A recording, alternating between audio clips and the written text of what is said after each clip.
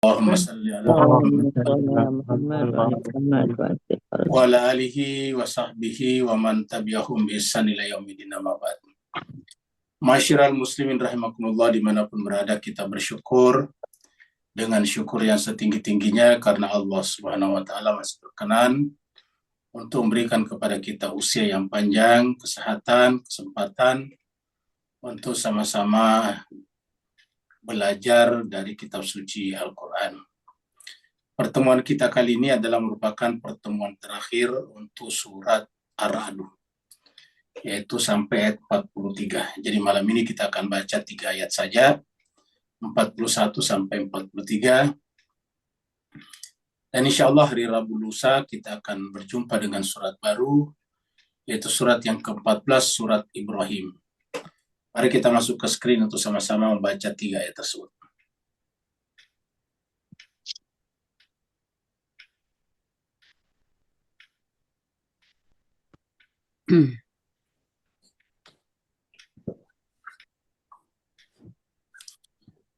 A'udzu billahi minasy syaithanir rajim.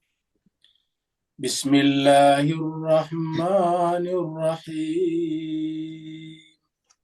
أعوذ بالله من الشيطان الرجيم بسم الله الرحمن الرحيم أولم يروا أنا نأتي الأرض ننقصها من أطرافها أولم يروا أنا نأتي الأرض ننقصها من أطرافها والله يحكم لا معقب لحكمه والله يحكم لا معقب لحكمه وهو سريع الحساب وهو سريع الحساب وقد مكر الذين من قبلهم فلله المكر جميعا وقد مكر الذين من قبلهم فلله المكر جميعا يعلم ما تكسب كل نفس وسيعلم الكفار لمن عقبى الدار يعلم ما تكسب كل نفس وسيعلم لمن عقبى الدار ويقول الذين كفروا لست مرسلا ويقول الذين كفروا لست مرسلا قل كفى بالله شهيدا بيني وبينكم قل كفى بالله شهيدا بيني وبينكم ومن عنده علم الكتاب ومن عنده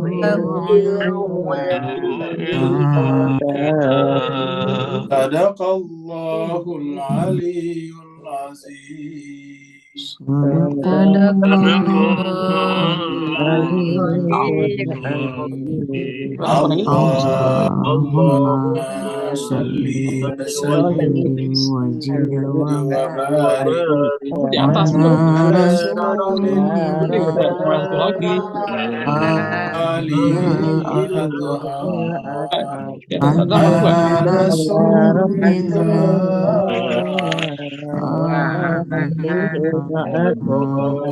Allahumma sholli Allahumma salli ala على Muhammad. Allahumma salli ala Muhammad. اللهم صل على محمد Allahumma salli ala Muhammad Allahumma wa sholli ala Muhammad wa sallam.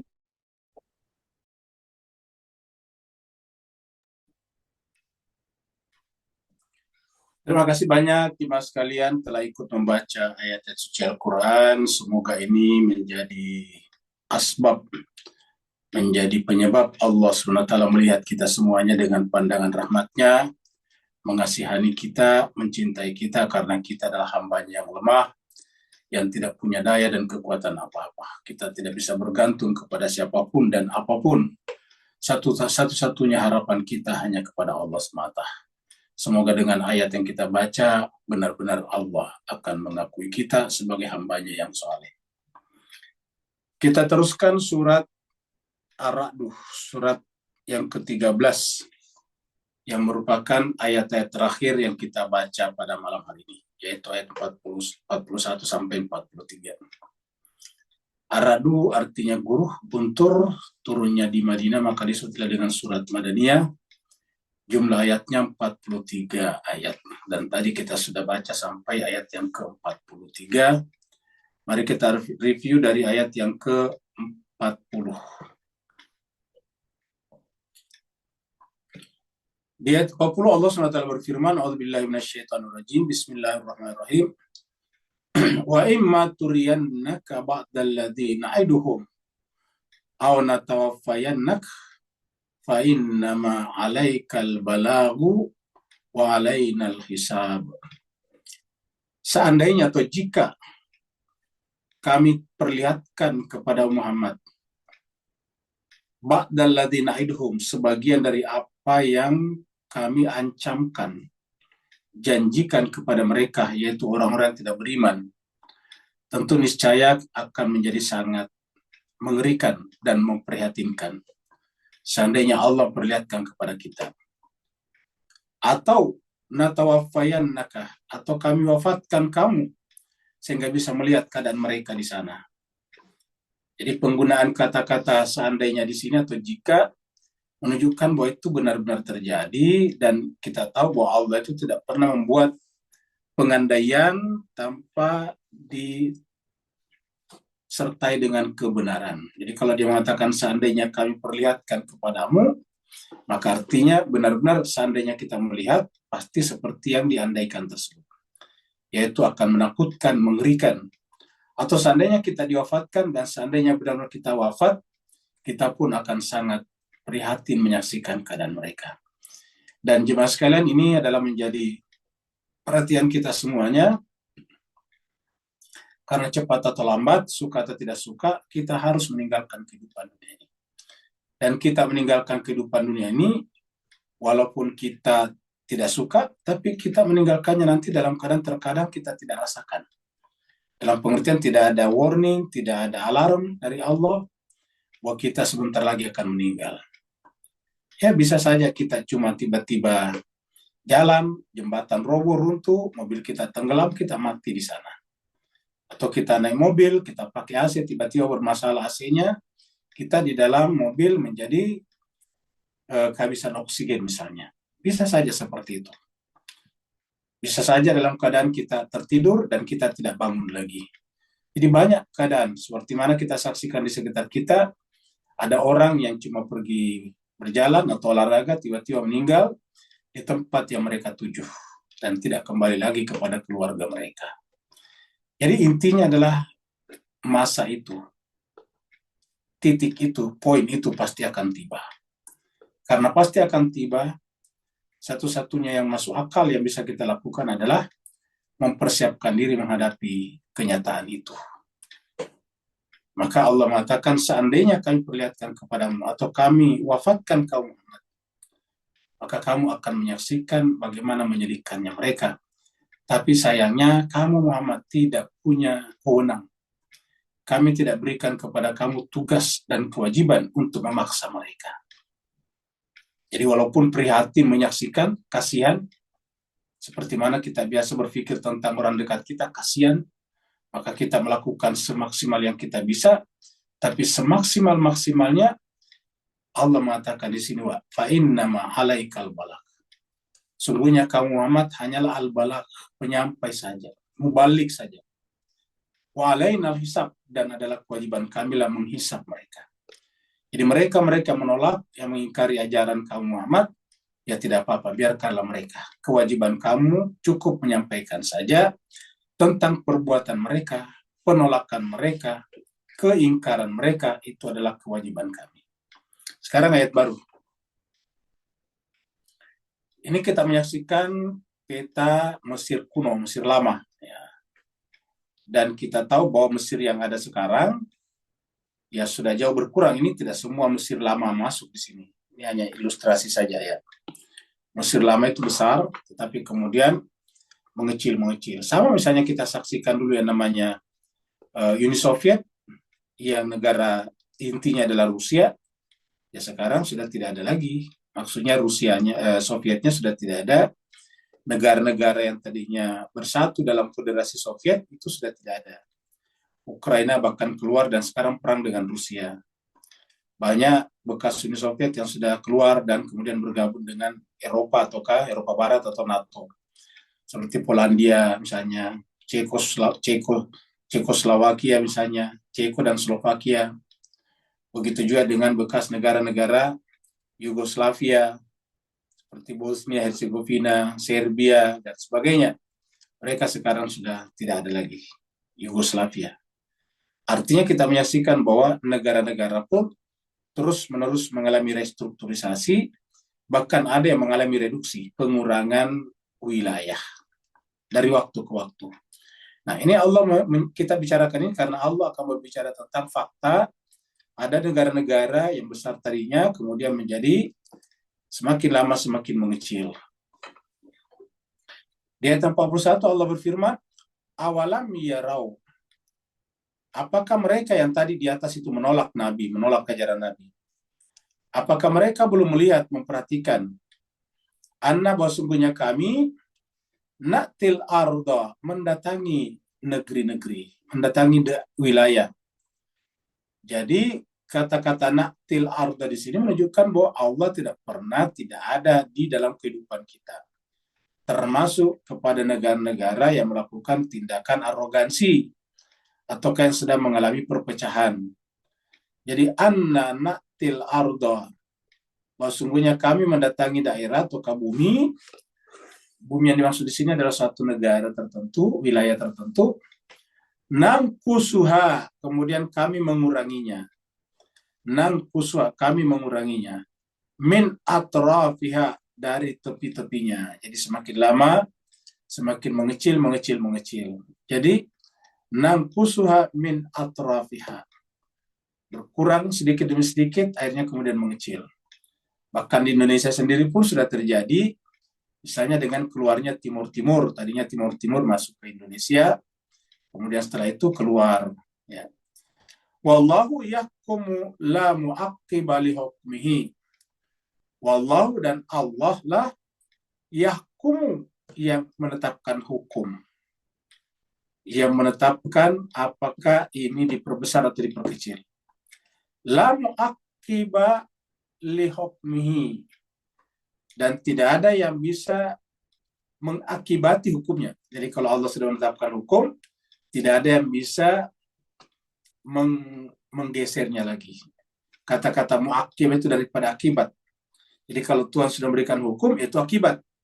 Ada sebabnya. Sebabnya di depan yang dipersoalkan, yang dipermasalahkan. Lalu kemudian lahirlah hukum. Hukum itu kemudian lahir ketetapan, dan ketetapan Allah tidak bisa diganggu-gugat. Tidak bisa diprotes, tidak bisa dikurangi lagi. La mu'aqqiba li hukmi. Tidak ada yang bisa menolak, tidak ada yang bisa keberatan terhadap hukum atau ketetapan Allah SWT di sini. Jadi Allah jika menetapkan hukum, ya final. Wa huwa sari'ul hisab. Dan dia Allah sari' itu cepat. Al-hisab perhitungannya. Karena tadi ingat di atas, kenapa tiba-tiba ada perhitungan di sini? Karena tadi di atas Allah mengatakan wa alaina hisab. Kewajiban kamilah untuk menghisab, memperhitungkan. Dan kalau Allah memperhitungkan itu sari'ul hisab. Kata-kata sari di sini tak terbayangkan. Dulu tak terbayangkan misalnya ada yang namanya mesin ketik yang membuat orang menulis cepat. Dulu Bapak Ibu sekalian orang menulis satu-satu. Ya. Kemudian muncul pulpen yang bisa diisi tinta di dalamnya. Kemudian mulai banyak ditulis. Dulu nulis sedikit, celupkan, nulis sedikit, celupkan. Jadi lama. Terus kemudian temukan pulpen yang ada tangkinya. Bisa diisi di situ tinta, sehingga tintanya bisa dipakai berhalaman-halaman, bahkan bisa beratus-ratus halaman baru habis tintanya. Baru kita isi tinta lagi. Setelah itu kemudian ditemukan mesin ketik lebih bagus lagi tulisannya. Ya. Kemudian ditemukan komputer sekarang. Ya, tapi komputer masih kita menulis. Belakangan ini kita semuanya telah menjadi saksi, telah muncul artificial intelligence ataukah akal imitasi ataukah kecerdasan buatan. Kita lihat kalau dia menulis itu cepat sekali. Kita bertanya saja, ya apa itu Islam? Langsung dia jawab dengan poin-poinnya dan cepat sekali. Tidak bisa kita kejar dengan mata. Begitu cepat menulis. Jadi tak terbayangkan. Nah, itu masih artificial intelligence. Bagaimana dengan Allah? Wa huwa sari'ul hisab. Dan Allah itu begitu cepat. Jadi Allah itu sangat-sangat cepat. Sari'ul hisab. Sangat cepat perhitungannya. Kata sangat cepat kalau Allah itu ya tak bisa dibayangkan. Jadi ibarat simsalabim saja. Jadi maka jadilah. Seperti mana tadi kalau kita lihat teknologi informasi sekarang itu membuat kita simsalabim. Tak terbayangkan sebelumnya kita di tempat yang berbeda-beda. Ada satu di Taiping sana, ada satu di Singapura sana, ada satu di Jakarta, ada satu di Gunung Galunggung sana, ada satu di Papua, dan berbagai macam tempat. Kok bisa kita berkumpul di satu tempat seperti sekarang? Tubuh kita ada di tempat kita masing-masing, tapi kita sekarang di Zoom ini seperti berkumpul. Bisa berbicara, bisa tertawa bersama-sama, bisa bercanda, luar biasa. Nggak terbayang sebelumnya. Dari tempat yang begitu berjauhan bisa berkumpul, tanpa menggunakan paspor, tanpa menggunakan visa, tanpa melewati imigrasi, tanpa diperiksa oleh bea cukai. Luar biasa. Ya. Jadi, bagaimana pula dengan Allah Subhanahu wa Ta'ala? Ya. Wa huwa sari'ul hisab. Allah masih cepat perhitungannya. Jadi, apa yang terjadi pada kita sekarang sudah bisa menggambarkan kepada kita bagaimana nanti dahsyatnya yaumil akhirah. Ya. Maka merugilah orang yang tidak mempersiapkan diri datang ke sana. Ya. Kita lihat di surat 21, surat Anbiya, ayatnya 44. Allah berfirman, bal matta'na haula'i aba'ana hatta tala alaihimul umur afala yarawna anna naqtil arda nangkusuha min atrafiha afahumul ghalibun. Jadi Allah menjelaskan kepada kita di sini, bal matta'na, bahkan kami telah memberikan kesenangan kepada mereka, haula mereka. Jadi kesenangan-kesenangan yang diberikan kepada kita terkadang bisa menjadi asbab kita terlena, akhirnya kemudian terjadi perpecahan, terjadi negara menjadi mengecil. Bal matta'na haula wa aba'ahum, dan bapak-bapak mereka, orang-orang tua mereka. Jadi kami berikan kesenangan kepada mereka dan generasi-generasi sebelum mereka. Hatta sampai ta'ala alaihimul umur, sampai pada usia yang panjang, maksudnya pada masa yang panjang. Ada yang bisa sampai generasi sebuah negara, maksudnya bukan orang. Ada yang bisa sampai 700 tahun. Ya namanya Turki Utsmaniyah itu hampir 700 tahun. Tapi pada akhirnya runtuh. Dan tinggal Turki yang sekarang kita lihat. Namanya dinasti Turki Utsmaniyah itu tadinya sampai ke Afrika, sampai ke Timur Tengah sana, Saudi dan sebagainya. Sampai bahkan ke Asia Tenggara. Kita dulu itu sangat mungkin juga berada di bawah Turki Utsmaniyah.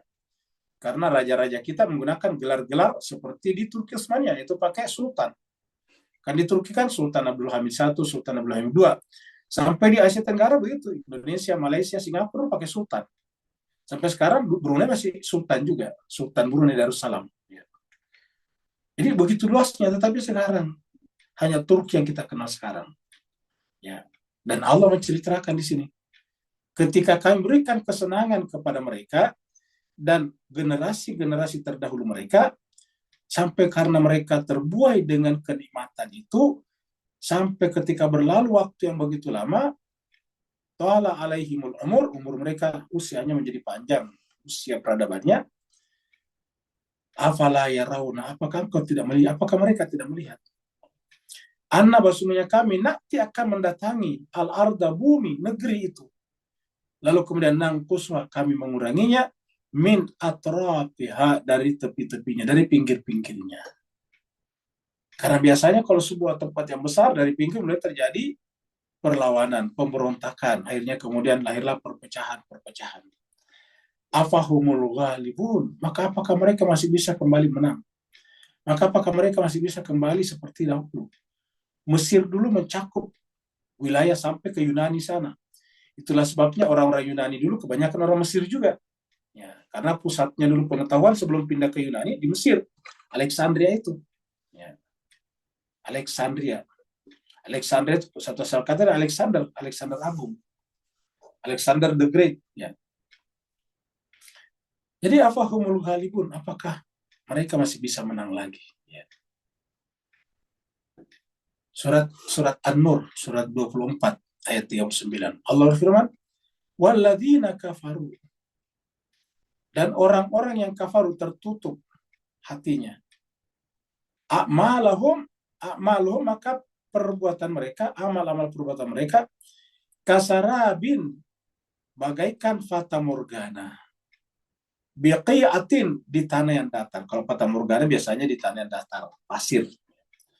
Ya sabut dam'anu ma'a, orang-orang yang lagi dilanda dehidrasi, dilanda kehausan yang luar biasa, menganggap, melihat itu sebagai air, ma'an.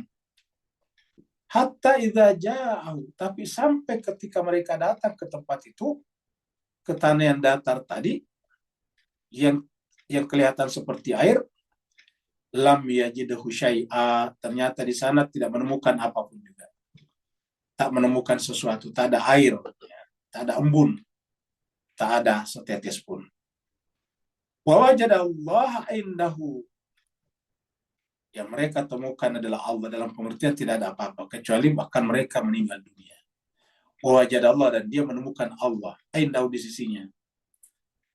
Fawafahu hisabahu, artinya yang dia temukan adalah Allah, meninggal di sana, meninggal karena dehidrasi, ya. Sehingga kemudian Allah wafatkan, dan hisabahu, selesailah umurnya, jadi dicukupkan usianya, perhitungan umurnya. Wallahu sari'ul hisab, dan Allah sangat cepat hisabnya. Jadi setiap saat Allah bersama kita, karena sari'ul hisab, tidak ada jarak. Jauh lebih cepat tadi daripada artificial intelligence. Wallahu sari'ul hisab, Allah itu sangat cepat perhitungannya. Ayat 42.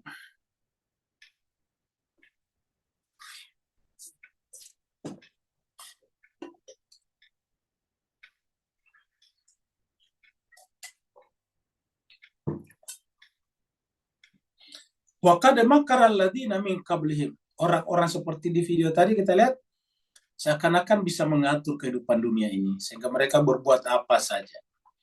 Mereka membuat makar di sini. Wa qad makara alladziina min qablihim, orang-orang generasi-generasi sebelum mereka yang tadi disebutkan di atas juga telah membuat makar, artinya membuat rencana yang menafikan rencana Tuhan. Membuat planning yang menafikan apa yang Allah inginkan dalam kehidupan ini. Wa qad makara alladziina min qablihim, tetapi mereka lupa, falillahil makru jami'a, bahwa semua makar itu adalah milik Allah. Artinya makar yang mereka buat tetap harus mengikuti hukum Allah, juga hukum alam. Jadi ujung-ujungnya apa? Ya Allah yang punya kuasa, karena Allah yang punya hukum alam. Kalau mereka bikin makar tapi tidak sesuai dengan hukum alam, ya tidak bisa bekerja. Ya. Sementara kalau mereka menggunakan hukum alam adalah lillah, milik Allah. Falillahil makru jami'a ya'lamu ma taksibu kullu nafsin. Ya'lamu, dia Allah mengetahui ma taksibu kullu nafsin, apa yang setiap orang, setiap diri, setiap jiwa lakukan. Jadi kata-kata kullu nafsin di sini tak terkecuali pada orang Islam saja, tapi seluruh manusia, seluruh diri, seluruh jiwa. Kenapa menggunakan kata-kata nafsin? Karena artinya termasuk perbuatan hatinya, termasuk apa yang ada dalam jiwa kita. Allah semuanya tahu. Ya'lamu ma taksibu kullu nafsin. Allah mengetahui setiap jiwa yang dilakukannya. Apa yang dilakukan setiap jiwa. Wa saya'lamul kuffaru liman uqbadar. Dan orang-orang kufar itu juga akan mengetahui. Jadi dia pun akan mengetahui. Liman uqbadar. Untuk siapakah kesudahan kehidupan itu akhirat. Mereka akan tahu bahwa akhirat itu ada. Dan mereka akan tahu akhirat itu hanya akan dinikmati oleh orang-orang yang beriman. Dalam pengertian yang sesungguhnya. Jadi mereka pasti akan tahu, saya lamu. Kata saya lamu di sini, di dalam Al-Quran, diulangi di beberapa tempat. Paling tidak diulangi di surat An-Naba dan surat At-Takasur. Al-Hakumut Takasur, di belakangnya ada kata-kata, saya lamuna summa kalla saya lamuna summa kalla saya lamun. Ataukah di kalla sawfa ta'lamuna summa kalla sawfa ta'lamun. Jadi pasti akan tahu. Ya. Jadi wasaya'lamul kufaru, orang-orang kufar itu pasti akan tahu kepunyaan siapakah uqbadar, kesudahan daripada kehidupan ini, yaitu akhirat. Jadi kita semuanya akan sampai di sana tanpa kecuali. Di dunia kita boleh memilih untuk tinggal dimanapun juga. Kita bisa tinggal di Amerika, tinggal di Afrika, tinggal di Asia Barat, kita bisa tinggal di Asia Timur, tidak ada masalah. Tapi dimanapun kita tinggal, bahkan bisa nanti milih tinggal di bulan. Seandainya di bulan bisa membuat rumah nantinya. Kita bisa tinggal dimanapun juga. Tetapi tinggalnya kita di bulan atau di Mars tidak lantas membuat kita tidak kembali kepada Allah. Tidak bisa membuat kita, menyebabkan kita tidak mati.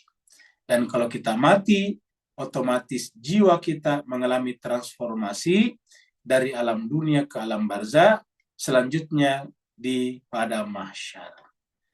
Maka saya lamul kufaru liman uqbadar. Pasti mereka akan tahu bahwa akhirat itu kepunyaan siapa. Jadi pasti akan mereka tahu uqbadar. Kita lihat di ayat-ayat pendukungnya. Surat Ibrahim. Allah berfirman, Ibrahim ayat 46. Wa qad makaru makrahum. Mereka membuat makar mereka. Makaru, jadi ini sudah menjadi bahasa kita, bahasa di Asia Tenggara, bahasa Melayu, bahasa Indonesia, itu sudah menjadi makar. Wa qad makaru makrahum. Ya. Sungguh mereka membuat makar mereka. Makaru, mereka membuat makar. Makarahum, makar mereka. Wa indallahi, dan di sisi Allah juga ada makar mereka. Wa makruh, artinya mereka membuat makar, tetapi makar mereka itu ada di sisi Allah. Maksudnya tercakup oleh Allah Subhanahu wa taala. Jadi siapa saja yang bikin makar, wa indallahi makruhum, makar mereka itu terekam di sisi Allah, tersimpan di sisi Allah. Wa makaru wa qad makaru makrahum wa indallahi makruhum.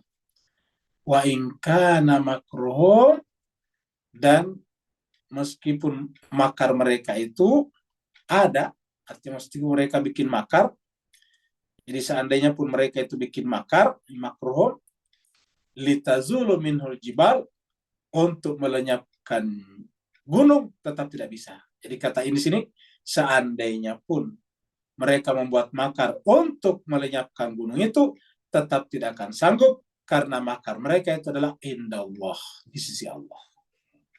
Artinya di sisi Allah harus mengikuti hukum-hukum alam, harus mengikuti kehendak Allah. Surat Fatir Surat 35 ayat 43. Istikbaran fil ardi wa makras sayyi. Orang-orang itu istikbar, menyombongkan diri. Di mana? Di muka bumi. Seperti yang kita saksikan sekarang, Israel memblokade Gaza. Ada flotila, ada rombongan pelayaran berbendera Inggris masuk. Sekarang kita baca berita terakhir, berita terbaru, telah dihentikan oleh Israel. Begitu juga pada saat yang sama kita saksikan Amerika yang begitu arogan. Apa yang terjadi sekarang? Terjadi kerusuhan. Ya, hari ini terjadi kerusuhan besar yang melibatkan imigran-imigran dari Amerika Latin. Ya.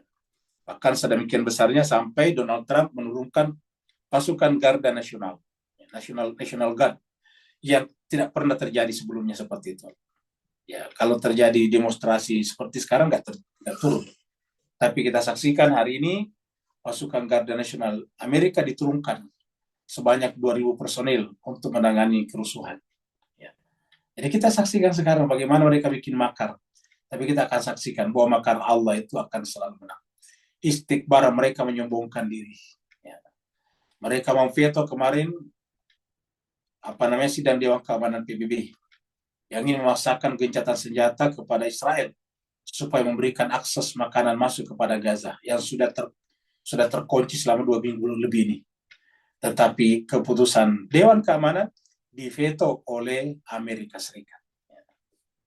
Istikbar, mereka menyombongkan diri. Istikbaran fil ardi, mereka istikbar, menyombongkan diri muka bumi.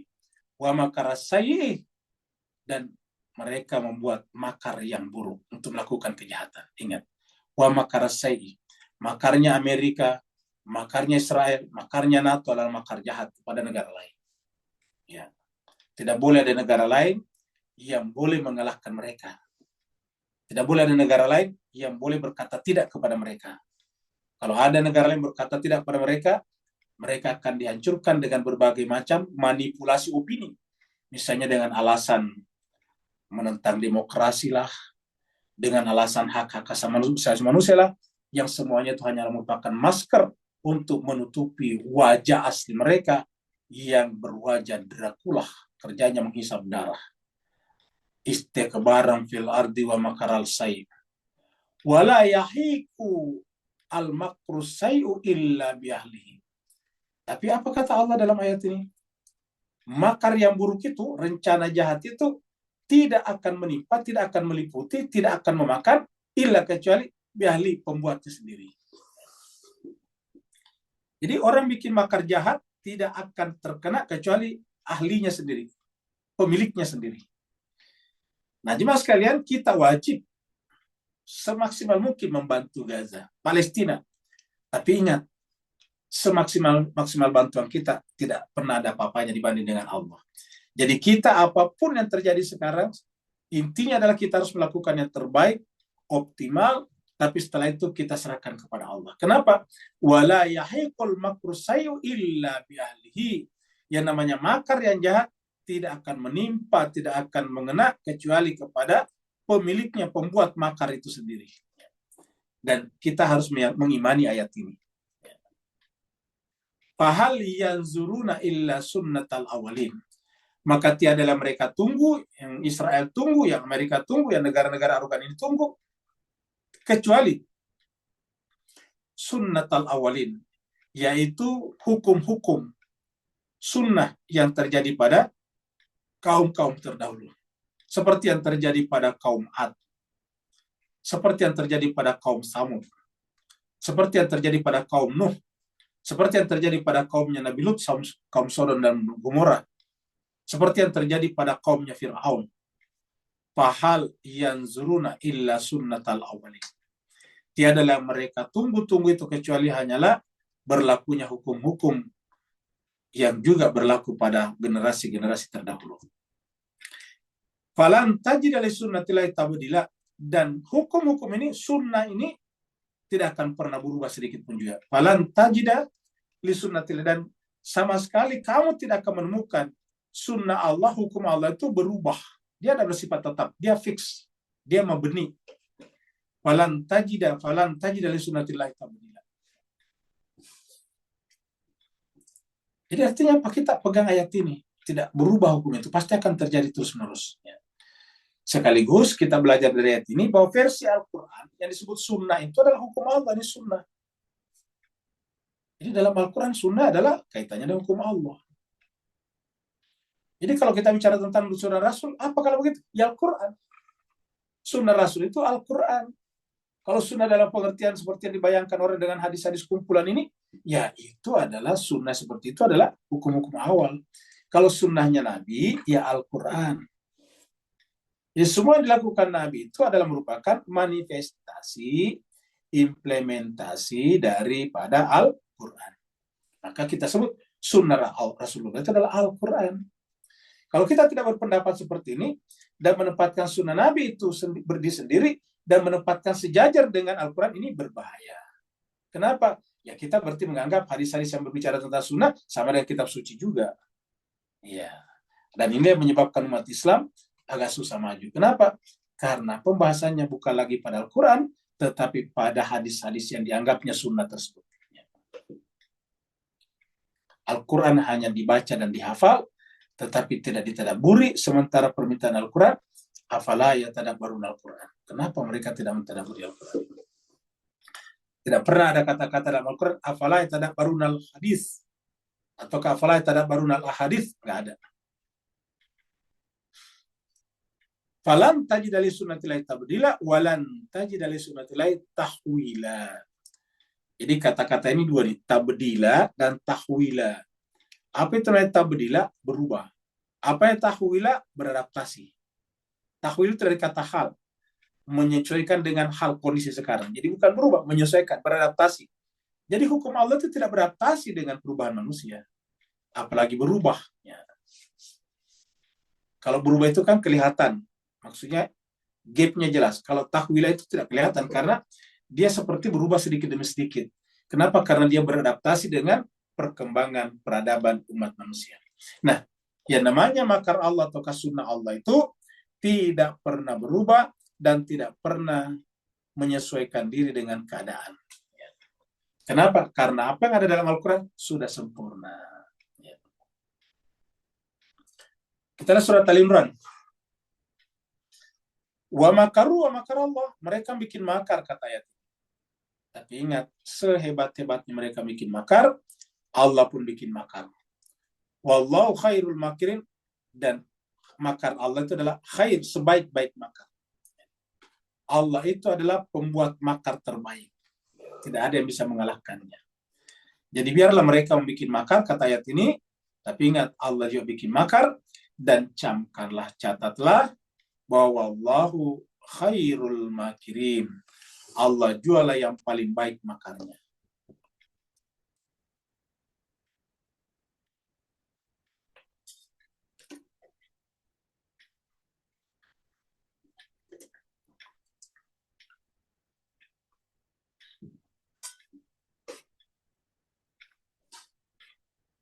Wa yaqulul ladzina kafaru, dan mereka yang tadi orang-orang yang kafir menolak berkata, lasta mursalan, kamu Muhammad bukan rasul.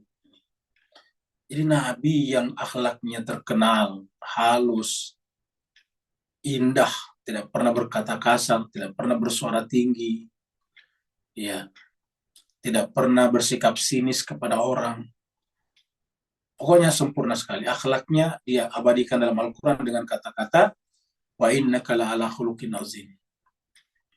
Nabi sendiri mengatakan bahwa saya datang dalam rangka menyempurnakan akhlak. Innama buistu liutammima makarimal akhlak. Ya. Tetapi kendati demikian, mereka menjumpai Nabi seraya berkata, wahai Muhammad, lasta mursalan, kamu bukanlah rasul. Bagaimana caranya menjawabnya? Qul, jawablah Muhammad. Jadi orang berkata kepada Nabi, kamu bukan rasul, pun bukan Nabi yang menjawabnya. Ingat, pun bukan Nabi, bukan rasul, bukan Nabi Muhammad yang menjawabnya. Tapi siapa? Allah melalui Nabi dengan kata-kata qul. Katakan, jawablah Muhammad kepada mereka, kafa billahi syahidan baini wa bainakum. Artinya, kalau kalian mengakui silakan, kalau tidak mengakui tidak apa-apa juga. Kalau bahasa lainnya, saya tidak butuh pengakuan dari kalian. Ya. Saya tidak butuh pengakuan dari kalian. Yang butuh pengakuan justru kalian. Jadi yang butuh pengakuan bahwa saya nabi bukan saya tapi kalian. Karena kalau kalian tidak mengakui saya sebagai utusan Tuhan, ya kamu akan berhadapan dengan Tuhan nanti di akhirat. Jadi bukan saya yang butuh pengakuan sebagai rasul. Kalian butuh, karena manusia itu adalah fakir. Manusia itu adalah lemah, dhaif. Manusia itu adalah ajula, tergesa-gesa. Dia butuh pemandu dari Allah.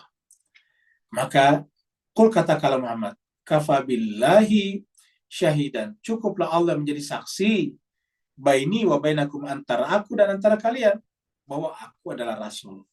Tidak perlu kalian. Waman endau ilmul kitab. Cukuplah Allah yang menyaksikan, dan siapa lagi?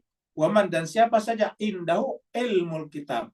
Jadi kita lihat di sini jemaah sekalian, ahli ilmu kitab itu ini disetarakan dengan Allah di sini, ya, dalam pengertian ilmunya.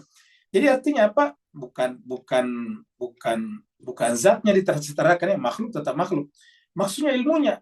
Ilmunya Allah di sini disetarakan dengan ilmu Alkitab. Loh, kenapa bisa? Karena ilmu kitab suci kan dari Allah. Ya. Coba kita lihat di sini. Kafabillahi. Ya. Kita teruskan dulu. Kalau kita lewati nih. Kafabillahi waman indahu ilmul kitab syahidan baini wa bainakum. Nah, begitulah kalau kita baca dari sini. Ya. Kalau kita baca ini, kita kasih yang hijau ini ke sini. Ya. Kafabillahi waman. Jadi cukuplah Allah dan orang yang padanya ada ilmu kitab suci sebagai saksi antara aku dan kalian.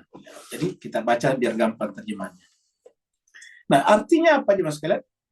Jadi pemilik ilmu kitab suci itu adalah pemilik ilmu Allah.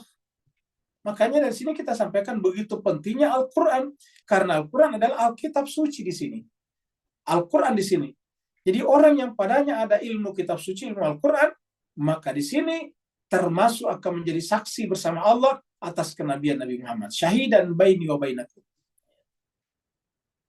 Kayak Al-Quran berkali-kali menyebut luar biasanya Al-Quran. Tapi kok kenapa umat ini hanya memperbanyak baca hadis daripada Al-Quran? Bahkan memperbanyak baca pendapat manusia-manusia, walaupun bagaimanapun cerdasnya, kalau dia bukan Nabi tetap tidak seperti ini. Allah tidak menyamakan dengan ilmunya. Kata-kata kami ini cukuplah ilmunya Allah dan ilmunya ahli kitab suci yang menjadi saksi antara aku dan kalian. Jadi jemaah sekalian, sampai di sini pembahasan kita ayat 43. Jadi terakhirnya apa? Kafabillahi syahidan baini wa bainakum wa man indahu ilmul kitab. Jadi akhir daripada surat Ar-Ra'd adalah memberikan tekanan pada kitab suci. Karena di awal-awal pembahasan kitab suci ini, di surat ini juga menjelaskan seandainya ada kitab suci, ada bacaan yang kalau dibaca itu membuat langit terbelah, bumi terbelah, dan kemudian gunung-gunung runtuh, mayat-mayat bisa hidup kembali dan berbicara, maka itu adalah Al-Quran. Al-Quran. Begitu luar biasanya Al-Quran. Tapi lagi-lagi tadi, kita umat Islam masih sangat sedikit menjadikan Al-Quran sebagai kurikulum utama dalam kehidupan sehari-hari kita. Surat 17 ayat 96. Allah berfirman, Qul, katakanlah Muhammad, kafa billahi, cukuplah Allah syahidan baini wa bainakum. Ini menggunakan kata qul, coba lihat jemaah sekalian. Jadi Nabi itu tidak pernah mengklaim dirinya. Selalu kalau dia berbicara tentang dirinya, kan ada di sini kata baini, aku di sini. Dalam kata baini ini ada kata aku, karena ya-nya di sini artinya ya mutakalim, antar aku. Jadi ya yang terakhir ini yang menjadi bengkok ini, mat bengkok ini, itu adalah aku di sini, ya di sini ya mutakalim namanya. Antara aku dan kalian. Nah, karena ada kata akunya Nabi di sini, tidak boleh keluar dari dirinya Nabi kata aku, maka harus perintah Allah. Qul. Ya. Kan sama tadi di sini juga nih, di ayat ini tadi nih. Ya. Qul. Ya. Ini ada qulnya juga. Qul kafa billahi syahidan baini wa bainakum. Jadi begitu halusnya Nabi, tidak pernah berkata aku. Bayangkan. Ya. Qul katakanlah Muhammad, kafa billahi syahidan baini wa bainakum. Innahu, sungguhnya dia Allah, kana adalah bi'ibadihi terhadap hamba-hambanya, khabiran basira, maha mengetahui lagi maha melihat. Jadi Allah menyaksikan penderitaannya masyarakat Gaza sekarang. Allah melihat kejadian-kejadian di Palestina sekarang. Allah melihat perilakunya Israel sekarang. Dan Allah juga melihat diamnya mayoritas negara Islam, terutama negara-negara Arab. Dan Allah juga menyaksikan bahwa di balik penderitaan masyarakat Gaza, yang jutaan orang sekarang kelaparan, di atas langitnya Gaza, di atas udara Gaza, mondar-mandir orang yang mengaku Islam menghabiskan uangnya untuk pergi melempar jumrah, untuk pergi berhaji. Dan sampai di sana kita tidak tahu jumrah apa yang dilempar. Harusnya pelemparan jumrah diarahkan kepada Israel. Melempar jumrah itu menurut saya kepada 3 jamarat kan itu. Jumrah besar, jumrah tengah, jumrah kecil. Iya. Jumrah besar itu adalah Amerika, jumrah tengah itu adalah NATO di Eropa, dan jumlah kecil adalah Israel. Inilah yang menyebabkan penderitaan ini. Tapi saya serbu sayang. Haji sekarang hanya berhenti pada ritualistik belaka saja. Ketika ibadah hanya menjadi ritualistik belaka saja, maka dia tidak akan bisa menjadi pencegah atas kejahatan. Makanya Nabi mengatakan, Aqimis salata inna salata tanha anil fahsya'i wal munkar. Salat apa yang dimaksud? Adalah salat yang bukan hanya ritualistik. Salat tanha mencegah perbuatan keji dan munkar. Apa yang terjadi sekarang di Gaza adalah perbuatan keji dan munkar. Harusnya salat mencegah terjadinya kejadian itu. Termasuk haji, karena dalam haji ada salat. Apalagi dalam haji satu-satunya ibadah yang ada melempar. Tidak ada ibadah lain dalam Islam, puasa, salat, apalagi zakat, apalagi yang lain. Tidak ada yang melempar dengan batu kecuali hanya haji. Dan kita tahu asal mulanya melempar jumrah itu adalah ketika Nabi Ibrahim melempar setan. Nah, sekarang setannya, kalau cuma setan yang kita persepsi sendiri bukan Al-Quran, ya repot. Jadi sekarang kita menyaksikan 2 fenomena yang saling bertentangan. Di satu pihak umat Islam memberitakan di negara-negara termaju, apalagi di Indonesia, hampir semua televisi, hampir semua berita menceritakan tentang kejadian di Gaza. Tapi sangat sedikit berita yang menceritakan tentang penderitaan di Gaza. Luar biasa. Umat Islam di Indonesia berlomba-lomba menabung. Bahkan ada yang membayar 1 miliar untuk pergi berhaji. Tetapi mereka tidak membantu Palestina semaksimal mungkin. Ya. Ingat, innahu sungguhnya Allah kanat adalah bi'ibadi terhadap hambanya. Khabiran basira, dia mengetahui dan dia menyaksikan.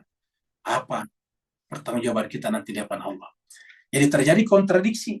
Kita datang kepada Allah dengan labbaik Allahumma labbaik, tapi kita datang seakan-akan untuk mata terhadap Gaza. Mana buktinya? Bahkan orang-orang haji sekarang dilarang berbicara tentang Palestina. Menggunakan sal Palestina saja tidak boleh oleh pemerintah Saudi. Ya. Qul kafa billahi syahidan baini wa bainakum innahu kana bi ibadi khabiran basira. Surat Al-Fat 4828. Huwallazi, dialah Allah yang arsala rasulahu, mengirim rasulnya, bil huda, dengan membawa petunjuk. Apa itu al-huda? Al-Quran. Zalikal kitab la raiba fihi hudan. Syahrul Ramadan alladzi unzila fil Quran hudan linnasi wa bayyinatin minal huda wal furqan. Jadi Al-Quran. Jadi ingat, Nabi datang mengajarkan Al-Quran. Selama umat Islam tidak kembali kepada Al-Quran dengan benar, tidak akan bisa setajam seperti dulu lagi. Ibarat pisau tumpul. Walladzi arsala rasulahu bil huda wa dinil haqq, dan agama yang benar. Dinul haqq, agama kebenaran. Apa itu dinul haqq? Amalan daripada ini. Ketika ini diterapkan dalam kehidupan, itu yang disebut dengan dinul haqq. Kalau ini kan masih bacaan. Ketika bacaan itu diamalkan, diterapkan dalam kehidupan sosial, maka kemudian lahirlah dinul haq. Untuk apa dinul haq dan hudan ini? Liyuzhirahu ala dini kulli. Untuk dimenangkan terhadap seluruh jenis-jenis ajaran di muka bumi ini, termasuk ajaran Zionisme. Harusnya umat Islam tunjukkan bahwa agama Islam itu, ajaran Allah itu jauh lebih tinggi daripada ajaran Zionisme, dinus Zionism, Sohyonia, adin Sohyonia. Harusnya Islam lebih tinggi dari itu. Tapi kita saksikan sekarang agama Islam ciut nyalinya. Iya, 57 negara yang bergabung dalam OKI tidak bisa berbuat apa-apa. Menyaksikan sekarang Gaza diblokade, dibiarkan lapar dan tidak ada akses makanan masuk. Bahkan sekarang kita saksikan Israel mempersenjatai orang Islam dari Gaza juga, yang geng narkotika, geng kriminal, tiba-tiba sekarang berbicara tentang Islam, berbicara tentang negara Islam sekarang, tetapi bekerja di bawah wilayah yang dikuasai oleh IDF, ya, tentaranya Israel. Jadi betapa sering umat Islam dipeliharakan kelompok-kelompok yang mengaku Islamis, tapi sebetulnya adalah piaraan untuk menghancurkan Islam dari dalam. Yang dilakukan sekarang adalah Abu Mus'ab itu adalah menyerang orang-orang Hamas, luar biasa. Dan dengan melibatkan kelompok-kelompok dari dalam ini, sekarang sudah berapa tokohnya Hamas yang meninggal. Inilah Islam. Inilah Islam. Apa dasarnya mereka itu? Kebanyakan hadis-hadis Nabi. Wa dinil haqqi li dhahira li kulli. Wa kafa billahi syahida. Cukuplah Allah jadi saksi. Jadi ingat, kita tidak butuh pengakuan. Dalam beragama, tidak butuh pengakuan manusia. Jangankan kita, Nabi saja tadi, ini kan ceritanya tadi dari Nabi. Wahai Muhammad, cukuplah Allah dan orang yang memiliki keahlian dalam kitab suci yang menjadi saksi antara kamu atas kenabianmu, atas kerasulanmu. Wa kafa billahi syahida. Cukuplah Allah menjadi saksi atas kerasulan Nabi Muhammad. Jadi artinya, dalam menjalankan agama ini kita tidak butuh pengakuan. Jadi kalau kita membawa agama dan butuh pengakuan, butuh apresiasi, ini keliru. Bagaimana kita bisa membawa agama yang mulia ini, agama dari Allah, sementara butuh pengakuan dari manusia?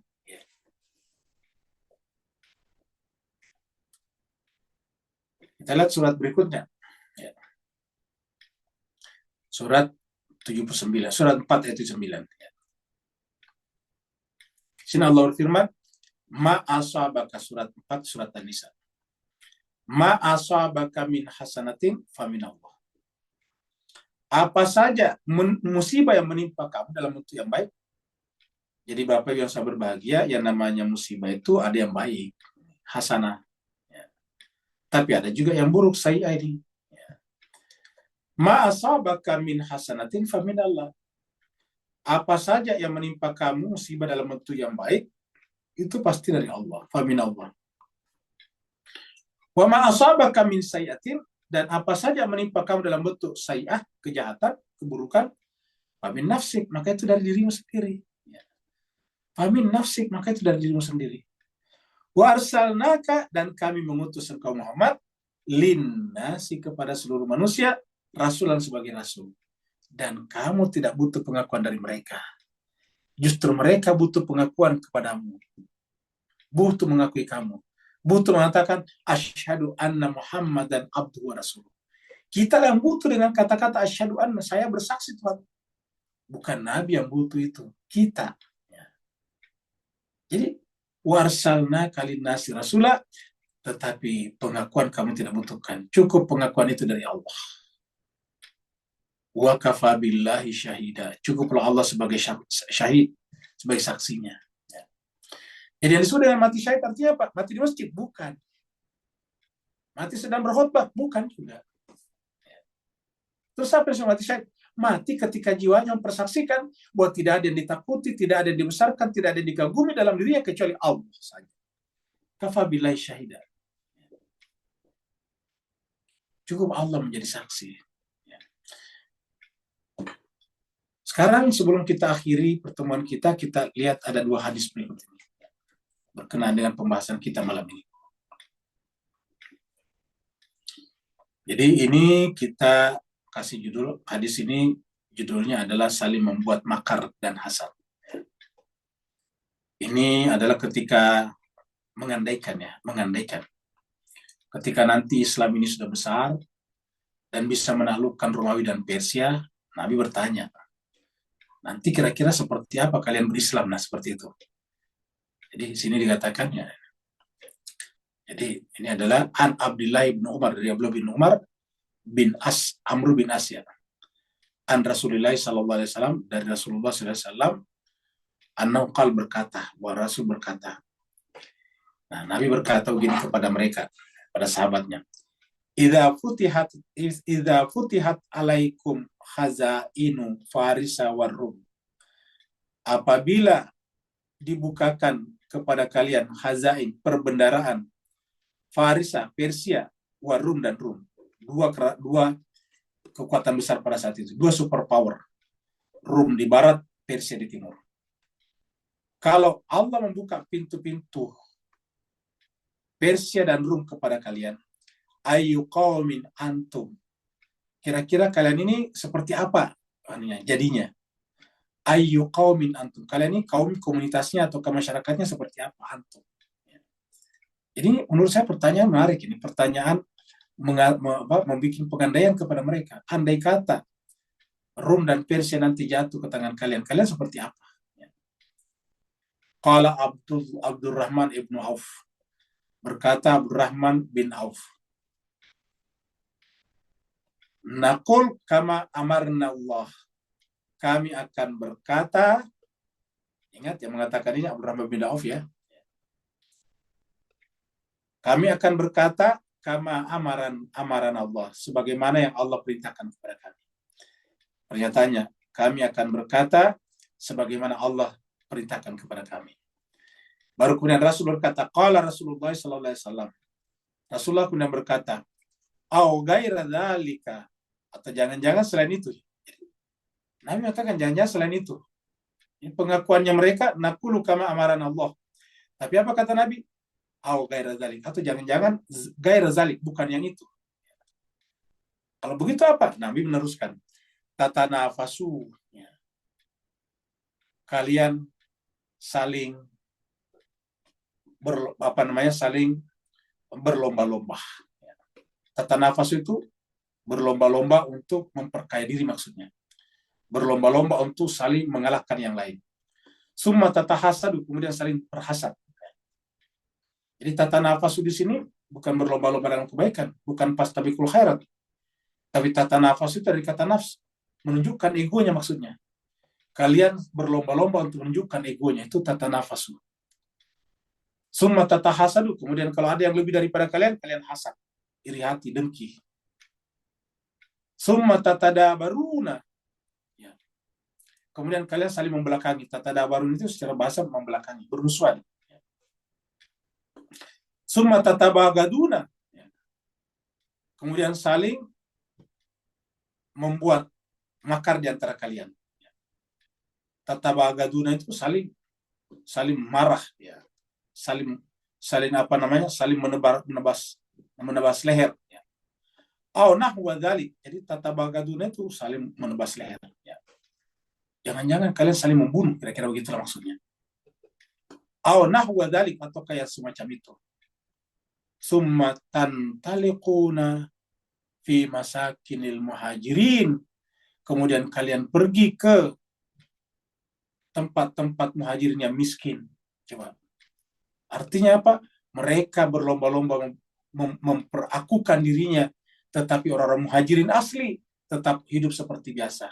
Fi masakin. Masakin di sini ada tempat tinggal al-muhajirin. Fatajaluna ba'dahum ala riqabi ba'din. Lalu kalian semuanya saling menebas leher satu sama lain, saling berperang. Dan apa yang dikatakan Nabi ternyata benar. Bahkan cucu Nabi pun ditebas lehernya. Bayangkan, cucu Nabi pun ditebas lehernya pada tanggal 10 Muharram. Ya. 1 bulan ke depan persis waktunya. Karena Idul Adha 10 Zulhijjah, maka 10 Muharram persis 1 bulan kemudian. Jadi bisa dikatakan kalau 10 Zulhijjah itu adalah lehernya Ismail yang akan disembelih tapi tidak jadi, diganti dengan lehernya cucunya Nabi pada tanggal 10 Muharram, 1 bulan kemudian. Seperti yang dikatakan dalam hadis ini. Hadis riwayat Ibnu Majah nomor 3986. Jadi hadis riwayat Ibnu Majah. Ya, nomornya 3986. Hadis berikutnya. Nah, kita tadi mengatakan bahwa ada orang yang alim dalam kitab suci. Apa tandanya dia alim kitab suci? Nah, kita lihat. Kalau dia alim kitab suci, bukan berarti dia alim karena menguasai ilmu Al-Quran. Tentu. Ilmu Al-Quran itu artinya bukan isi Al-Quran ya. Ilmu Al-Quran itu ilmu tafsir. Tentang nasi manso, tentang ijmal dan khas, dan sebagainya. Ya. Tentang asbabun nuzul. Ya.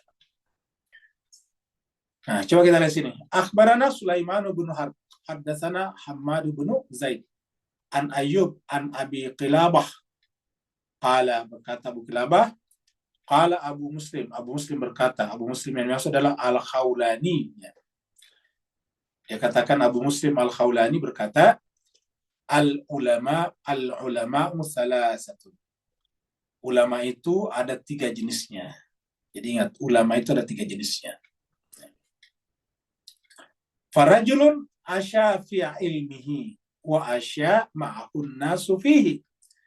Pertama adalah ulama, rajulun di sini ulama yang hidup padanya ilmunya. Jadi dia hidup dengan ilmunya. Maksudnya itu dia amalkan ilmunya. Jadi kata asya di sini dia hidup mengamalkan ilmunya. Asya fi ilmi.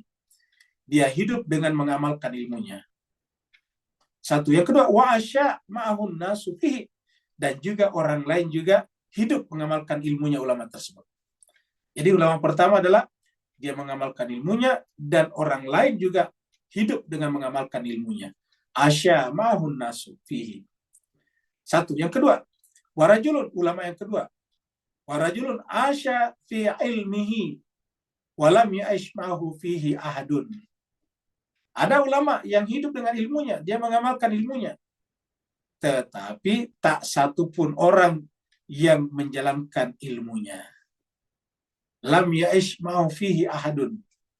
Tak satu pun juga yang ikut mengamalkan ilmunya. Jadi seakan-akan ulama ini hanya sendiri, terisolasi, eksklusif. Ya. Yang ketiga, ulama ketiga.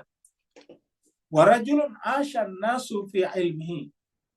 Dan ulama yang asyan nasu fihi ilmihi. Ulama yang orang lain mengamalkan ilmunya. Tetapi ulama itu sendiri tidak mengamalkan ilmunya. Jadi orang-orang mengamalkan ilmunya sang ulama. Tetapi ulamanya sendiri bakal menjadi bala ini. Wa kana balan alaihi. Ya.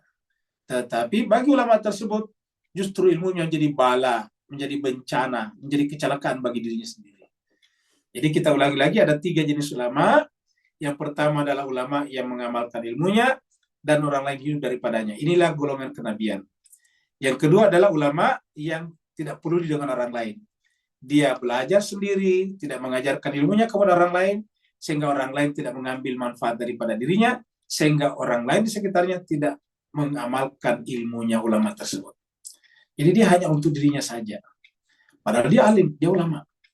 Yang ketiga adalah ulama hanya mengajar untuk orang lain, tapi tidak mengamalkan sendiri ilmunya. Bahkan ilmunya menjadi bala baginya. Bala itu bencana, malapetaka baginya.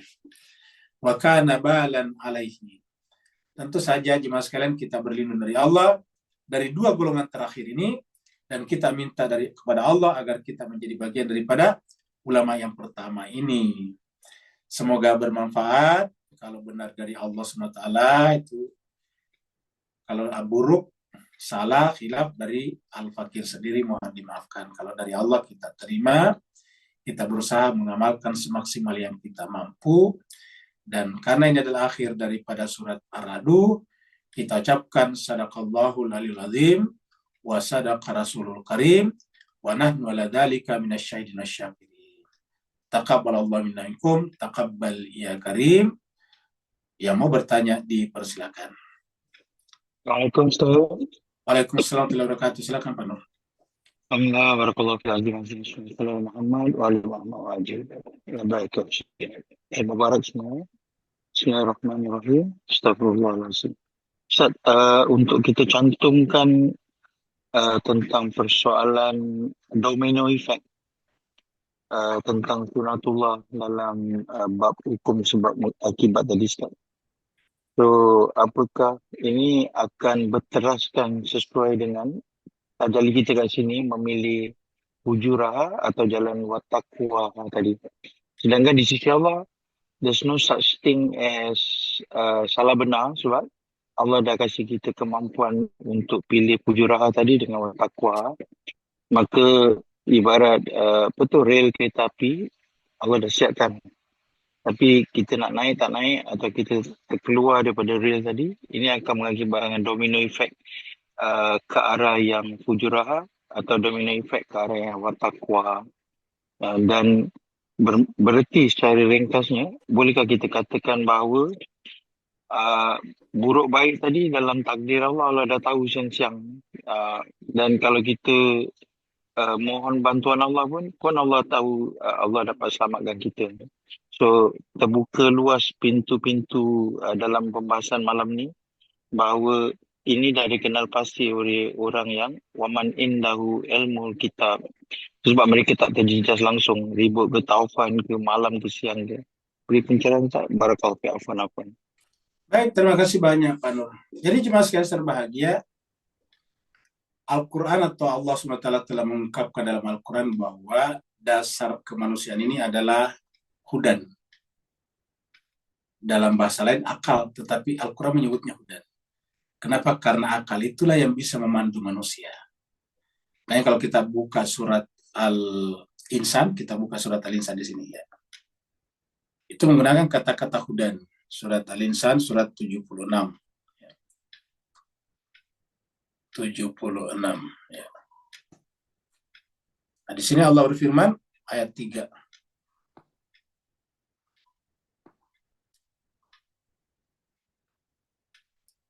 Ayat 3, di sini Allah berfirman, Inna hadainahu. Ini kata-kata hadaina. Di kata hada baru menjadi hadainahu. Kami memandu manusia mengikuti jalan. Ya, apa yang dimaksud di sini? Yaitu akal pikiran. Karena ini kan berbicara tentang penciptaan manusia. Nih, nutfah.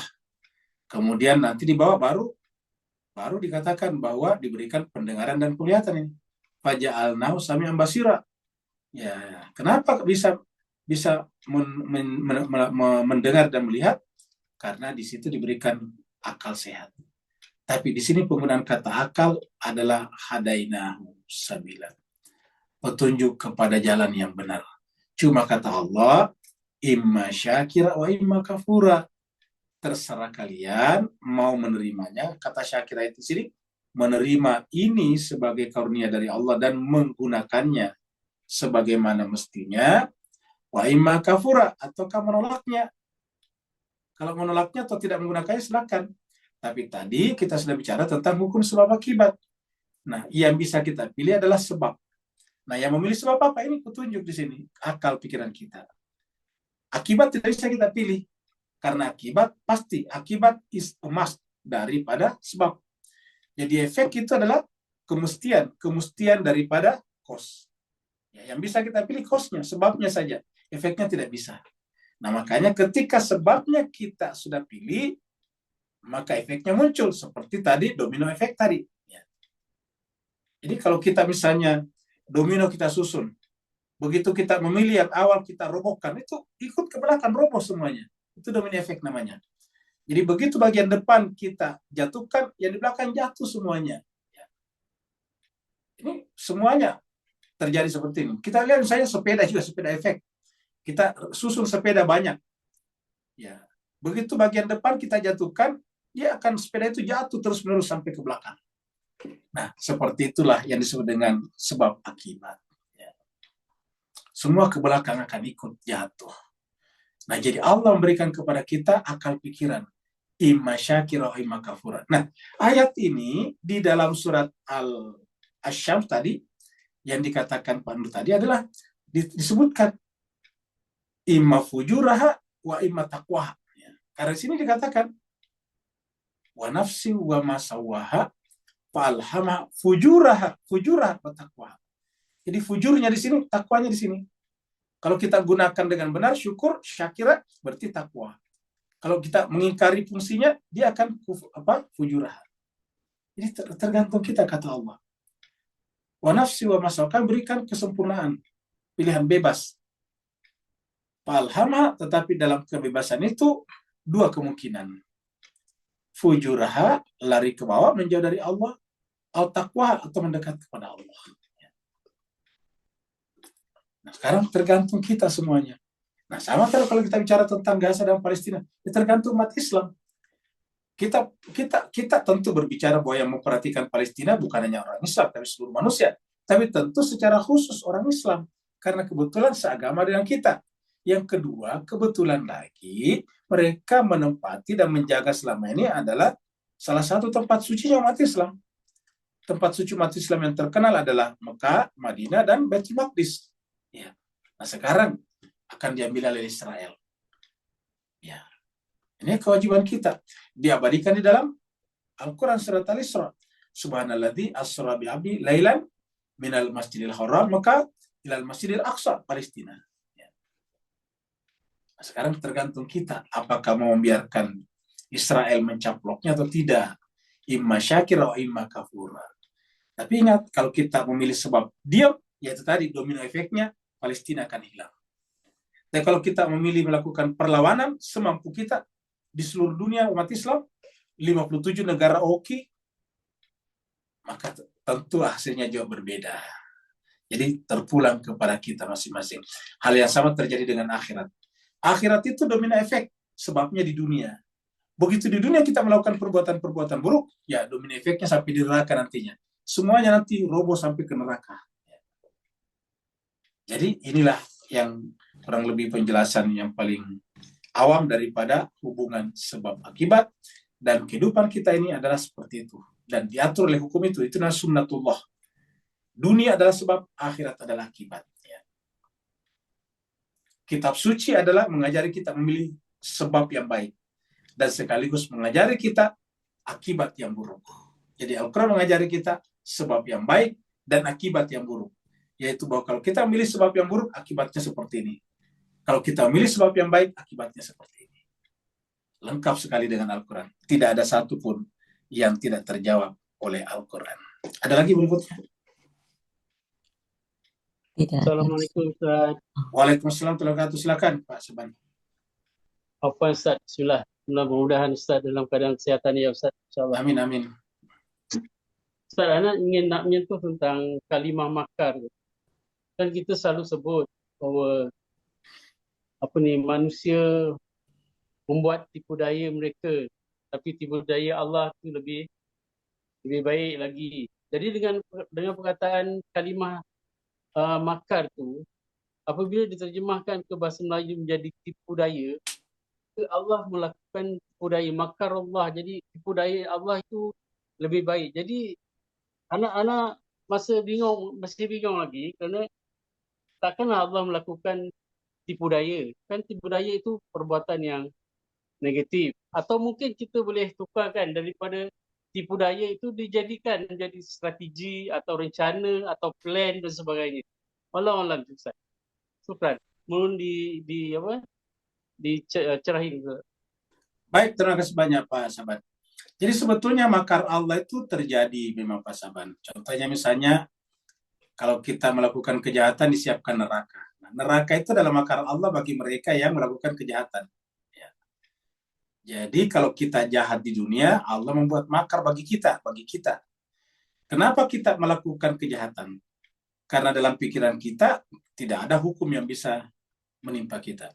Apalagi kalau kita pejabat tinggi di suatu negara misalnya. Kita merasa diri tidak ada hukum yang bisa menyentuh kita. Kamu gitu. Semuanya takut. Kita bisa bikin makar. Sehingga kita bisa membuat seenaknya saja. Korupsi besar-besaran tapi bisa disembunyikan. Kira-kira begitulah Pak Sahabat. Kita merasa terbebas di dunia. Buktinya kita tetap bisa jadi kaya. Tetap di mata orang kita orang baik. Padahal kita adalah pencuri negara misalnya. Koruptor. Nah, di mata Allah ini adalah makar Pak Sahabat. Dan Allah juga melawan makar mereka. Jadi makarnya Allah itu bukan kepada orang baik Pak Sahabat, tapi orang buruk. Ketika makar Allah kepada orang buruk, maka tentu itu adalah baik. Karena caranya untuk menghentikan keburukan tersebut. Sama misalnya dengan polisi. Polisi itu kalau ingin menangkap atau ingin mengintai pelaku kejahatan seperti narkoba misalnya, polisinya kan harus menyamar pasaban. Misalnya masuk juga ke bar, misalnya masuk ke diskotik juga kan begitu. Nah, masuknya polisi ke diskotik itu namanya makar. Makar untuk menangkap. Kan tidak kelihatan kalau dia polisi. Tidak kelihatan kalau dia polis. Kelihatannya dia orang tamu diskotik juga. Dia tamu bar juga. Ya. Tapi ternyata dia masuk di sana untuk mengintai orang-orang yang dicurigai tersebut. Begitu ketahuan, langsung dipanggil temannya untuk menangkapnya. Nah, ini yang disebut makar, Pak Sahabat. Jadi makar yang diterapkan kepada orang jahat justru baik. Seperti tadi, polisi yang menyamar masuk diskotik, polisi yang menyamar masuk ke bar, polisi yang menyamar pergi ke tempat perjudian untuk menangkap penjudi justru bagus, Pak Sahabat. Ya. Walaupun kelihatannya pergi berjudi juga, tapi dia bukan pergi berjudi, tujuannya, niatnya bukan berjudi, untuk menangkap penjudi. Nah, begitulah juga makarnya Allah. Karena makarnya Allah untuk menghentikan tadi kejahatan, makarnya tadi polisi untuk menghentikan kejahatannya pengedar narkotik atau pengedar dadah kalau versi Malaysia, maka tentu tindakan polisi itu bagus.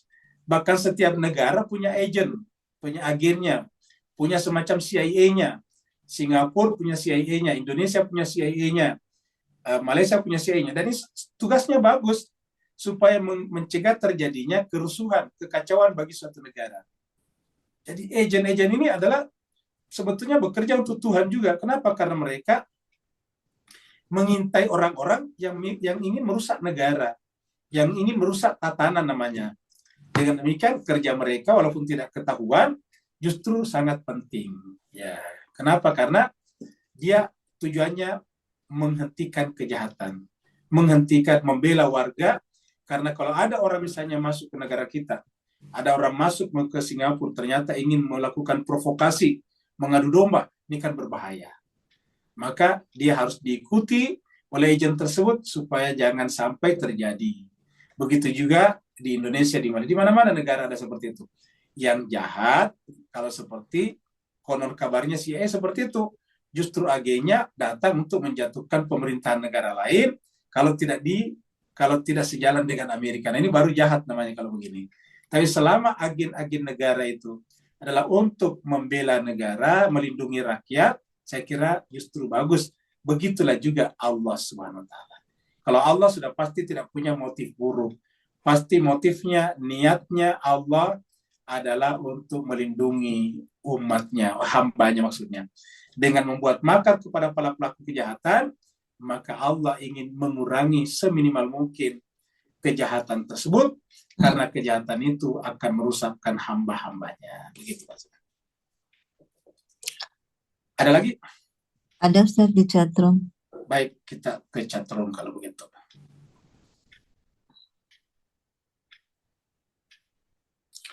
Pak Burhan.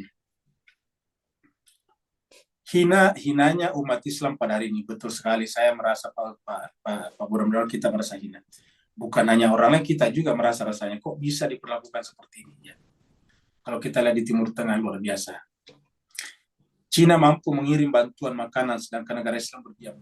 Bahkan uang yang masuk di Saudi melalui haji di luar biasa, Pak Burhan. Ya, uang masuk. Kita hitung aja misalnya. Ada sekitar 6 juta jemaah haji di sana. Ya.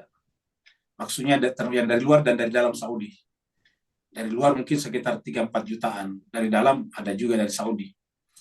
Nah, jadi katakanlah 6 juta jemaah haji tahun ini. Ya. Terus kemudian satu orang membelanjakan uangnya, katakanlah misalnya 1.000 US dollar. 1.000 US dollar saja, satu orang.